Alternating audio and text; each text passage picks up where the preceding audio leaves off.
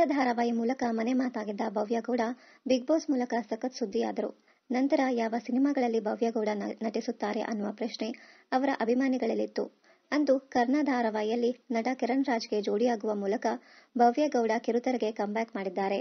ಸಾಮಾನ್ಯವಾಗಿ ನಟಿಯರ ಸಂಭಾವನೆ ಬಗ್ಗೆ ಚರ್ಚೆಯಾಗುತ್ತಲೇ ಇರುತ್ತದೆ. ಭವ್ಯಗೌಡ ಕರ್ಣ ಧಾರಾವಾಹಿಯಲ್ಲಿ ನಟಿಸುತ್ತಿದ್ದಾರೆ ಎಂಬ ಸುದ್ದಿ ವೈರಲ್ ಆದಾಗ ಅವರ ಸಂಭಾವನೆ ಬಗ್ಗೆ ಒಂದಷ್ಟು ಗಾಸಿಪ್ಗಳು ಹಬ್ಬಿತ್ತು.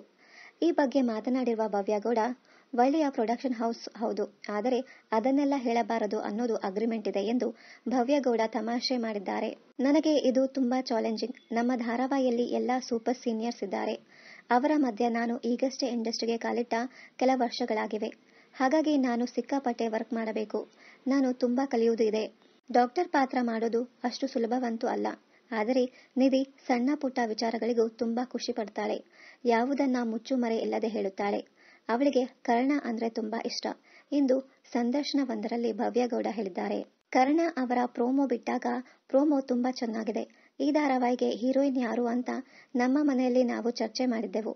ಅದಾಗಿ ಸ್ವಲ್ಪ ದಿನಗಳ ನಂತರ ನನಗೆ ಕಾಲ್ ಬಂದಿತ್ತು. ಮನೆಯಲ್ಲಿ ಎಲ್ಲರೂ ತುಂಬಾ ಖುಷಿ ಪಟ್ಟಿದ್ದರು. ಜಿ ಕನ್ನಡ ಟಾಪ್ 1 ಚಾನೆಲ್, ಇಂತಹ ಪ್ಲಾಟ್ಫಾರ್ಮ್ನಲ್ಲಿ ಅವಕಾಶ ಸಿಕ್ಕಿದ್ದು ಹೆಚ್ಚು ಖುಷಿ ಇದೆ ಎಂದಿದ್ದಾರೆ ಭವ್ಯಗೌಡ.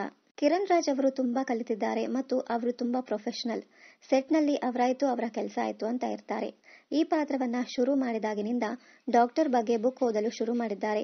ಅವರು ನನಗೆ ತುಂಬಾ ಇನ್ಪುಟ್ಸ್ ಕೊಡ್ತಿರ್ತಾರೆ ಎಂದು ಕಿರಣ್ ರಾಜ್ ಅವರ ಬಗ್ಗೆ ಭವ್ಯಗೌಡ ಮಾತನಾಡಿದ್ದಾರೆ. ಜಿ ಕನ್ನಡ ವಾಹಿನಿಯಲ್ಲಿ ನಟ ಕಿರಣ್ ರಾಜ್ ಭವ್ಯಗೌಡ ಜೋಡಿಯಾಗಿ ನಟಿಸುತ್ತಿರುವ ಕರ್ಣ ಧಾರಾವಾಹಿ ಈಗಾಗಲೇ ಆರಂಭಗೊಂಡು ಕರ್ನಾಟಕದ ಮನೆ ಮಾತಾಗಿದೆ.